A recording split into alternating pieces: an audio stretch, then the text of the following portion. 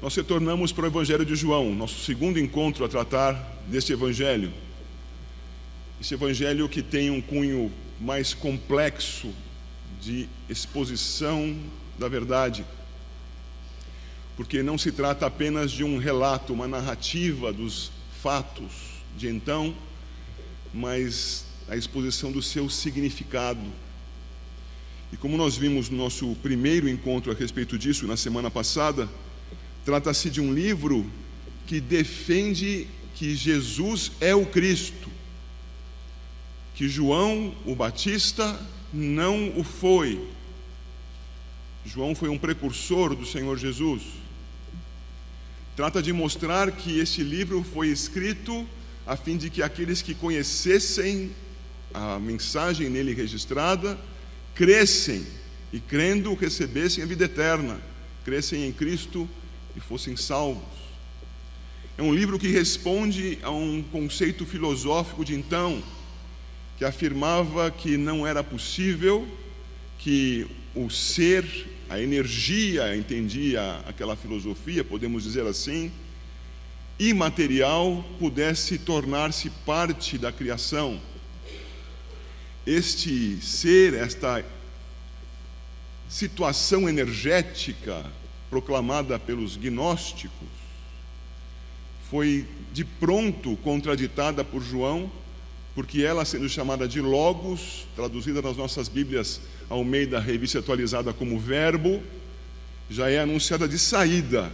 O Verbo era Deus, estava com Deus, estava desde o princípio e se fez carne. Se fez carne. A oposição à filosofia do momento. Aprendemos então no nosso primeiro encontro a respeito disso, domingo passado, de que o Evangelho de João é de cunho apologético, é de defesa da fé. Ele expõe a verdade contra a mentira, contra a falsidade. Naquele nosso encontro inicial, estudamos os versos 1, 2, 14 e 18. E vimos ali sobre a eternidade do Verbo. O Verbo não surgiu, ele é. O Verbo é eterno. Vimos ali sobre a divindade do Verbo. E comparando com o Gênesis capítulo 1, versos 1, 2 e 3, percebemos que há menção semelhante ali quanto à trindade sugerida. Aquilo que a doutrina identifica nas Escrituras aqui tem por sugestão. Por quê? Porque o Verbo estava face a face com Deus. Ele era desde o princípio e estava face a face com Deus, em comunhão com Deus. Sugestão da trindade no início do texto. E mais, diz, e nós estudamos isto com aquela palavra estranha do substantivo anartro, isto é, não regido, não precedido por um artigo definido nem indefinido, porque não cabe definir Deus. Vimos que o Verbo é divino, é da essência divina, é do ser divino. Portanto, na semana passada nós aprendemos que o mediador é eterno e é divino. E concluímos vendo que o ser eterno, na pessoa do Filho, do Verbo, se fez homem. Então aprendemos também que o mediador se fez um de nós. O Verbo se fez carne e habitou entre nós. Eterno, divino, e se fez humano. Estudamos isso com base neste texto do Evangelho de João, capítulo 1, com Gênesis e com Colossenses, capítulo 1. Estes textos precisam estar fáceis de encontrar para você, mais uma vez, hoje, durante essa exposição. Eu gostaria que você tivesse já o Evangelho de João aberto e procurasse deixar o capítulo 1 de Colossenses também já marcado em sua Bíblia. Se você puder fazer isto, faça já. Ao aprendermos sobre o mediador, e como fizemos na última semana, nós progredimos vendo sobre o mediador a partir de agora com a leitura que passo a fazer dos versículos 1 a 14 do Evangelho de João. Evangelho de João, capítulo 1, versos 1 a 14. Nossas ênfases estarão nos versículos 3 a 14. No princípio era o Verbo, e o Verbo estava com Deus, e o Verbo era Deus. Ele estava no princípio com Deus. Todas as coisas foram feitas por intermédio dele, e sem ele, nada do que foi feito se fez. A vida estava nele, e a vida era a luz dos homens. A luz resplandece nas trevas, e as trevas não prevaleceram contra ela. Houve um homem enviado por Deus, cujo nome era João. Este veio como testemunha para que testificasse a respeito da luz, a fim de todos virem a crer por intermédio dele. Ele não era luz, mas veio para que testificasse da luz, a saber, a verdadeira luz que, vinda ao mundo, ilumina todo homem. O Verbo estava no mundo. O mundo foi feito por intermédio dele, mas o mundo não o conheceu. Veio para o que era seu, e os seus não o receberam. Mas a todos quantos o receberam, deu-lhes o poder de serem feitos filhos de Deus, a saber, aos que creem no seu nome, os quais não nasceram do sangue, nem da vontade da carne, nem da vontade do homem, mas de Deus. E o Verbo se fez carne e habitou entre nós, cheio de graça e de verdade, e vimos a sua glória, glória como do unigênito do Pai. Ó Senhor, concede graça sobre nós. Abençoa-nos quando estudamos a Tua palavra, e que o Teu Espírito, Senhor Deus, nos conceda a bênção da fidelidade, do entendimento, da clareza, e que todos nós, Senhor Deus, edificados por Tua palavra, sejamos gente mais parecida com Cristo ao sairmos desta casa hoje à noite. Em nome de Ele mesmo, Jesus, que nós oramos. Amém. Estamos meditando hoje sobre o nosso Senhor como o Criador e o Redentor. Criador de todas as coisas, Redentor do seu povo, de todos aqueles que o receberam, e que por conta disso foram feitos filhos de Deus. Ao olhar para o texto, nós recordamos o que acabamos de mencionar nos versículos 1 e 2.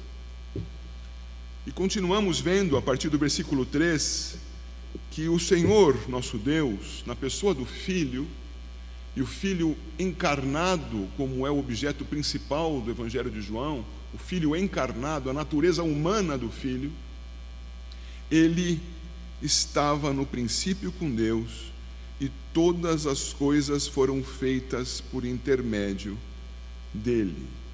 O que nós temos para marcar de início nessa exposição é que o mediador, o Senhor Jesus, não passou a sê-lo a partir do momento em que foi crucificado e ressuscitou dentre os mortos. Deus, o Filho, é o mediador em sua natureza humana desde o início da criação. Ele é o mediador. E isto consta no versículo 3 por uma palavrinha que surge aí, você já observou quando nós lemos, que é a palavra intermédio. Ele é um mediador na criação. E eu coloquei no seu roteiro de sermão uma palavrinha grega que você pode ler facilmente aí, porque as letras são parecidas com o português, que é a palavrinha dia, através de, por intermédio de. A palavra está ali, no versículo 3. Todas as coisas foram feitas na mediação dele. O nosso Senhor é o mediador desde sempre, e sempre se refere a tempo, se refere à criação. Antes que houvesse criação, não havia essa dicotomia entre o eterno e o temporal. Tudo o que havia era Deus, e Deus eterno. A partir do momento em que cria tempo, e ao criar tempo, temos o Senhor Jesus interferindo em cada evento criado. É através dele que existimos. É o Senhor Jesus o mediador desde sempre para a criação. E ele, como mediador, meus irmãos, é mediador da criação não de algumas coisas, é o mediador da criação de todas as coisas. Veja de novo o versículo 3: todas as coisas foram feitas por intermédio dele. Eu gostaria que você me acompanhasse, por favor, até a epístola aos Colossenses, capítulo 1, como pedi que você fizesse há pouco ao marcá-la. Ali, Paulo aos Colossenses registra versículos 15 e 16. Este é a imagem do Deus invisível, o primogênito de toda a criação, pois nele foram criadas todas as coisas, nos céus e sobre a terra, as visíveis e as invisíveis, sejam tronos, sejam soberanias, quer principados, quer potestades. Tudo foi criado por meio dele e para ele. Percebem como Paulo já detalha o que significam todas as coisas mencionadas por João? Paulo também diz o que são aqui, também menciona todas as coisas, mas ele vai dizer todas as coisas de onde estão e de que natureza são. Logo, irmãos, ao observarmos aqui, percebemos, estou em Colossenses ainda, capítulo 1, 16, todas as coisas nos céus e sobre a terra.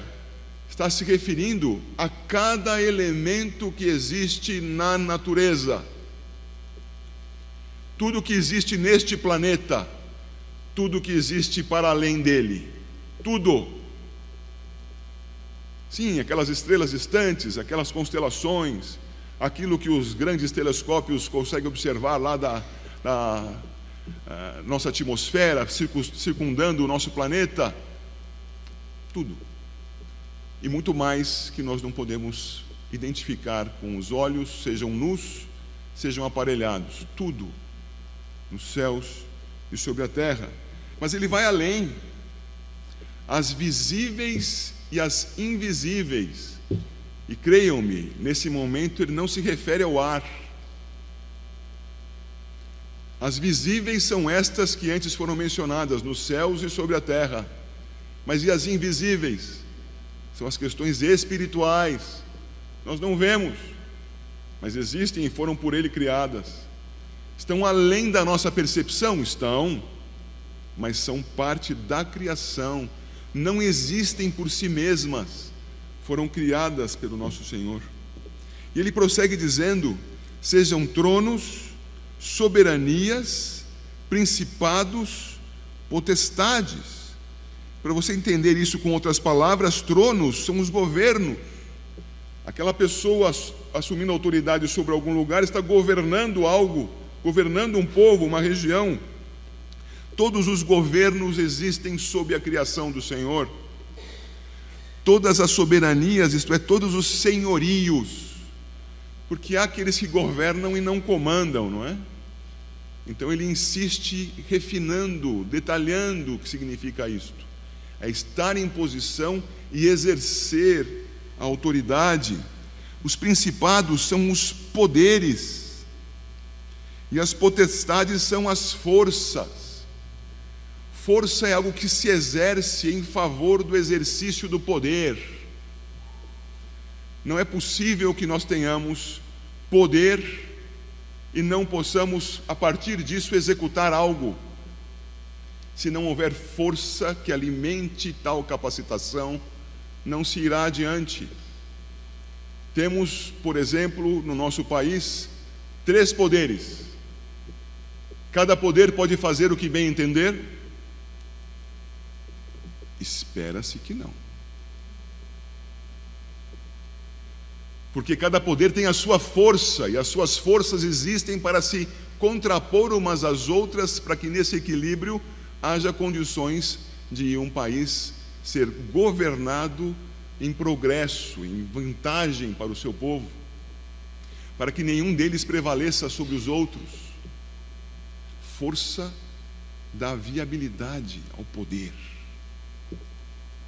Agora, quando lemos isso, que são coisas que Deus, na pessoa do Filho, na pessoa do Verbo que encarna, produziu, nós somos lembrados de mais alguma coisa. E se você puder voltar algumas páginas na sua Bíblia, de Colossenses para Efésios, vá para o capítulo 6 e verifique em Efésios capítulo 6, os versículos 11 e 12.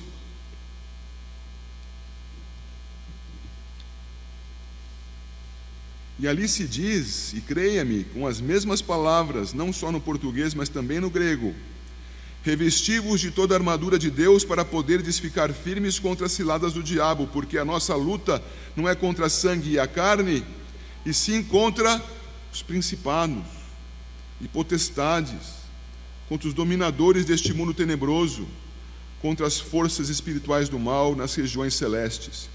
Ele dá detalhes do que são principados e potestades quando diz dominadores deste mundo tenebroso.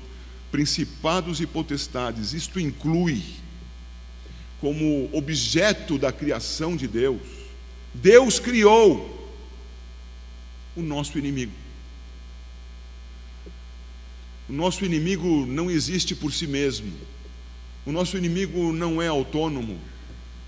Ele não tem poder para agir salvo sob a permissão declarativa de Deus. Ou Deus diz o que ele faz, ou ele nada faz. Nunca, jamais coloque o diabo ao lado do Todo-Poderoso Deus. É isto que ele quer. E ele não tem isso. Ele é criatura. E eu volto para o texto da Epístola aos Colossenses e lhes digo que o mediador é tão poderoso, tão glorioso, que tudo, verso 16, quer principados, quer potestades, tudo foi criado por meio dele e para ele. Nada existe a não ser para a glória do Senhor. Satanás existe e é para a glória de Deus, não para a sua própria. Ele não tem razão em si mesmo, e toda vez que busca usurpar essa razão, ele não apenas peca como faz outros pecarem. Não caiamos nesta cilada. Tudo foi feito por ele, por meio dele e para ele. Me refiro a Jesus Cristo, me refiro à encarnação, seja ela no seu aspecto prototípico, estudamos isso na semana passada, seja no seu aspecto histórico, Jesus histórico, Deus o Filho encarnado, é para ele.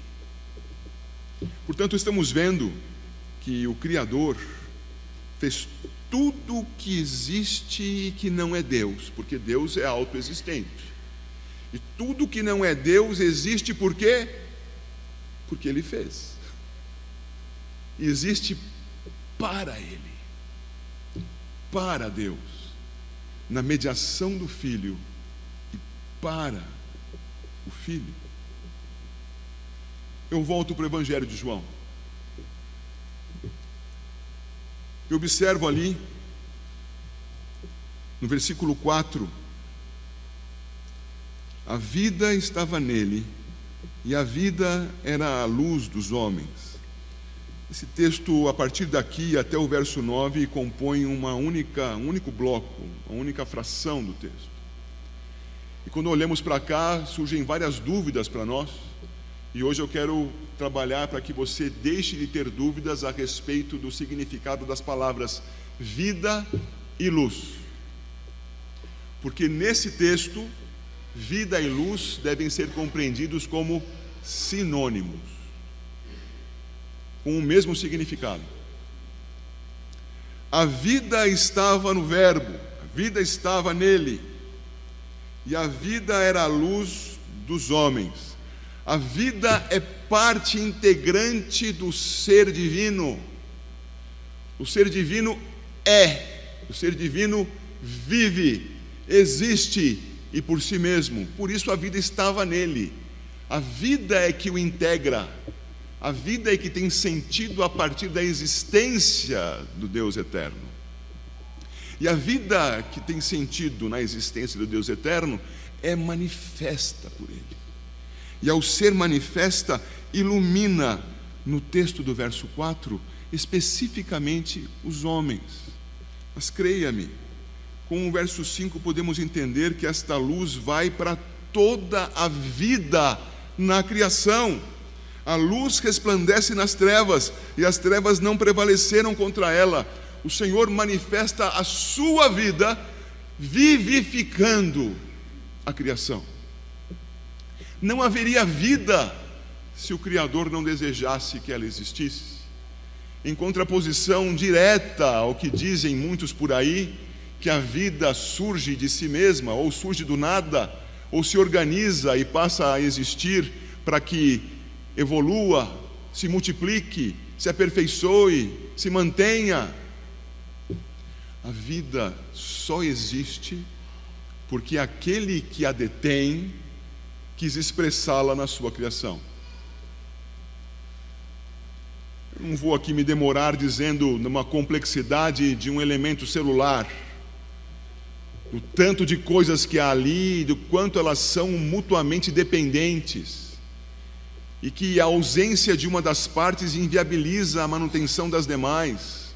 Ou elas existem em conjunto, ou aquilo tudo fracassa.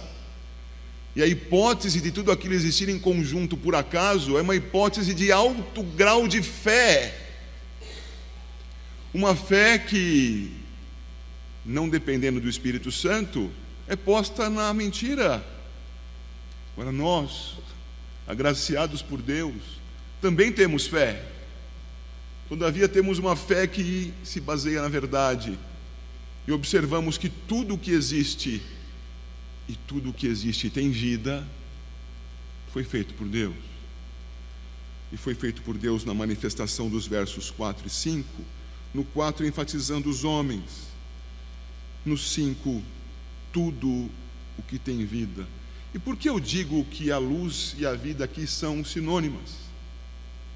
Porque os versos vão continuar aqui no capítulo 1 de João, e nos versos 6 a 9 você vai observar que esta luz ilumina a todo homem. Olha o versículo 9.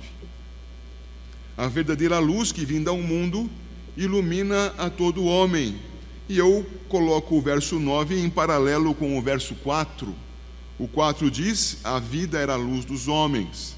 O 9: a luz ilumina a todo homem. Ora, se a luz aqui significasse salvação, todos estariam salvos. E se a luz significasse salvação, leia aí o versículo 10 em voz baixa e pense, qual é o sentido do versículo 10? Como veio e iluminou a todo homem, salvando tais homens, e esses homens não conheceram? É que o sentido da palavra luz é o de concessão de vida, vitalização criadora. Tudo que tem vida foi criado por Deus e só tem vida porque Ele desejou que fosse assim. Isso está claro? E observamos então que dele veio a vida, a luz humana, e essa luz vital está na criação. Há uma observação que pode ser feita lá em Gênesis capítulo 1, e nós vamos perceber que isso a partir da palavra do próprio Deus, quando diz: diante das trevas haja luz, e houve luz. E você preste atenção que somente a partir de então, e não apenas porque a luz foi criada no primeiro dia, mas tudo aparece, inclusive a vida, a partir da criação da luz. A luz se manifesta, a luz como sinônimo da vida. João se utiliza daquela figura ali em Gênesis capítulo 1. Mas a luz não é apenas vital na criação. A luz, ela vai se manifestar redentiva quando encarnada. A luz, sim, então, significa a vida de todas as criaturas que têm vida. Do protozoário, do fungo, ao grande mamífero. Não importa. Tudo que tem vida. E vou além. As potestades espirituais, tudo que tem vida.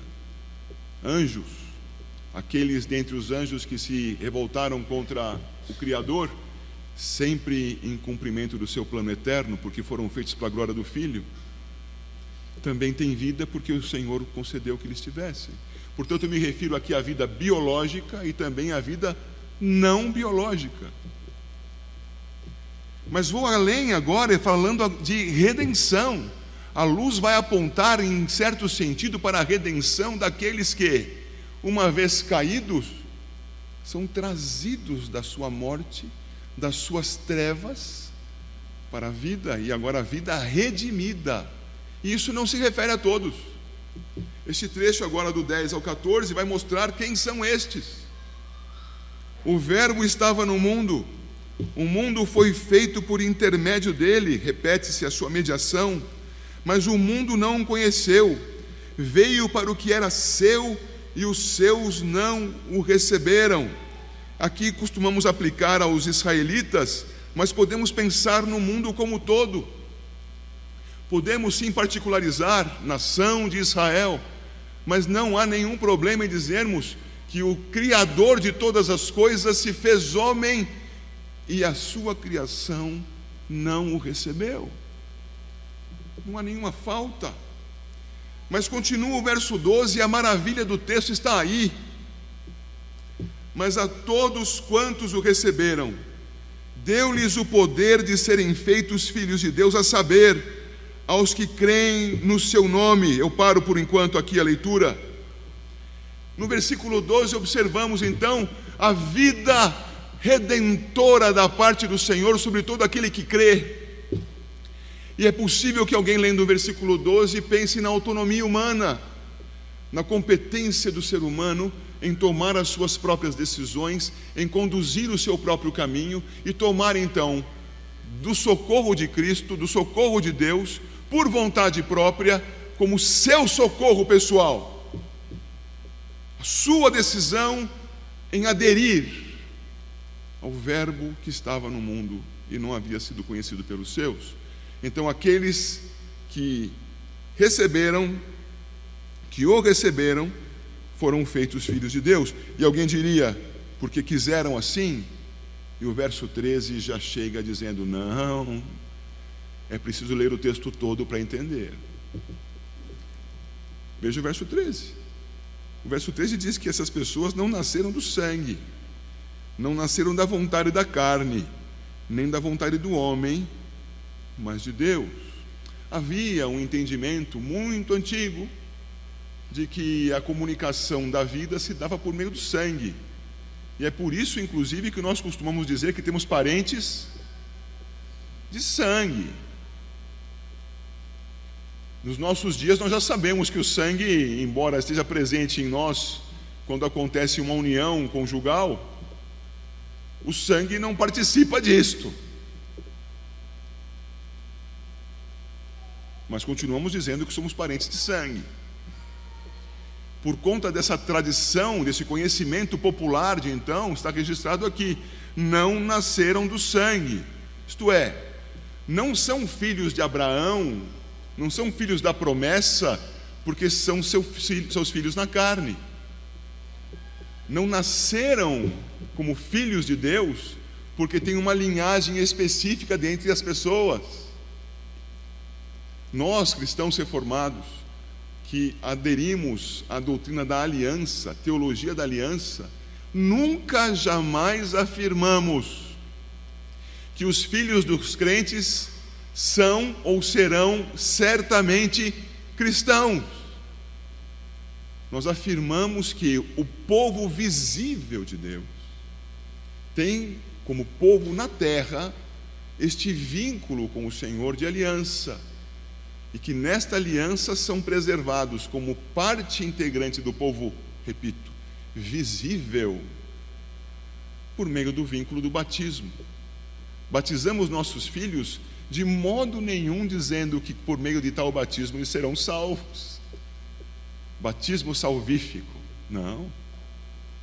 E nem porque são minhas filhas, aquelas duas que estão por aí espalhadas, a Mariana e a Priscila, são por isso salvas. Não é por herança, não é genealógica a salvação. no que cremos. Batismos salvam, herança salva? Não. Não nasceram do sangue. Nasceram da carne, então. Isto é, nasceram pela vontade de quem tomou a sua decisão autônoma, autocentrada. Agora decidi crer, entendi o Evangelho e resolvi que creio e vou me submeter a este Deus.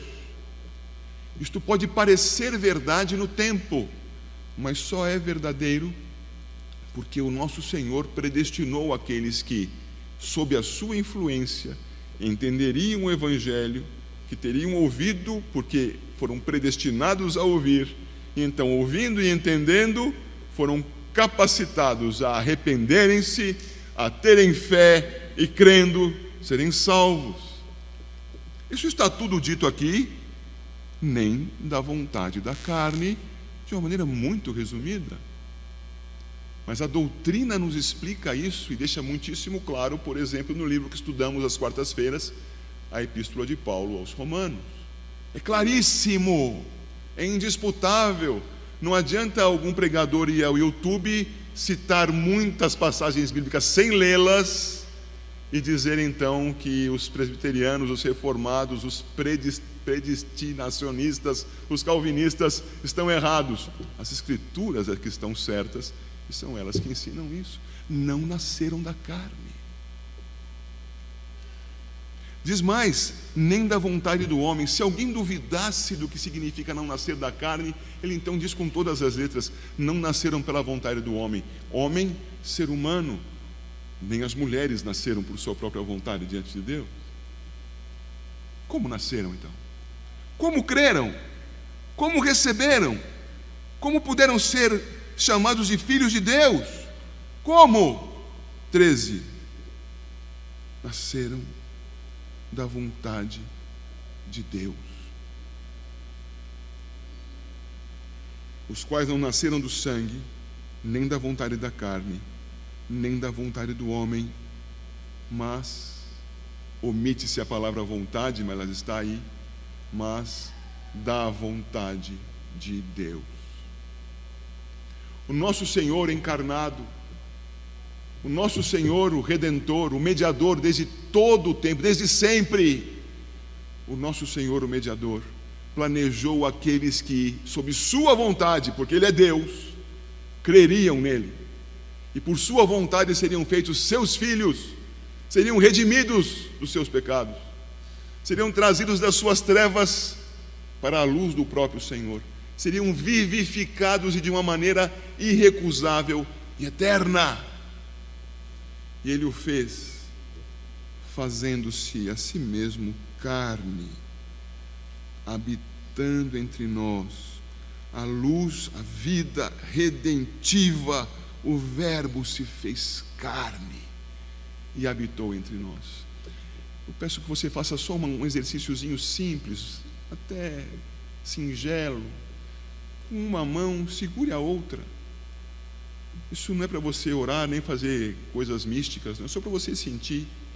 O que você tem na sua mão agora segurando é carne. Ele se fez carne.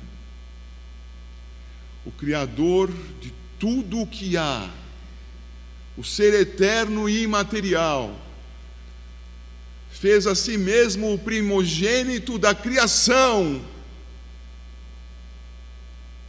e fez a gente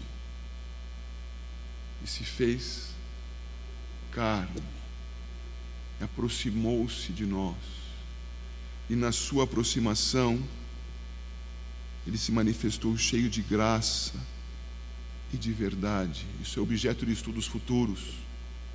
A graça manifesta por Deus ao encarnar, ao trazer vida aos que estavam mortos.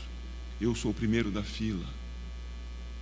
Verdade, diferente do que tantos dizem por aí, ser verdade, a sua verdade, a minha verdade, cada um tem a sua. Não! Uma verdade. Deus, Ele é a verdade, por isso de sua boca só saía a verdade. E Ele então verdadeiro manifesta a glória do Pai encarnado. Você pode olhar para o verso 18. Ninguém jamais viu a Deus, o Deus unigênito que está no seio do Pai, a quem o revelou. Ele manifesta a glória do Pai na sua humilhação da carne, porque Ele é a glória do unigênito do Pai, é a glória do encarnado, é uma glória palpável, uma glória que não nos fulmina, é uma glória que se aproxima de nós. O mediador, queridos irmãos, firmemos então, o mediador é o eterno, é divino, se fez homem, nele está a vida.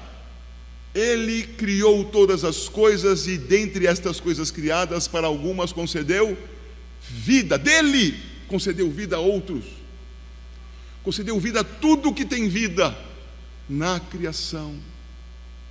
Mas ele segue adiante, e dentre os entes criados, alguns, nós, eleitos para viver mais do que a própria vida carnal, eleitos para viver em comunhão com Ele, fomos atingidos pela vontade de Deus, a fim de que compreendêssemos e crescêssemos no Verbo que encarnou e é o nosso Redentor, Criador e Redentor, é o Senhor Jesus, o nosso mediador. A Ele glória, Ele é a razão de tudo, tudo existe por Ele, para Ele e por meio dEle. Amém.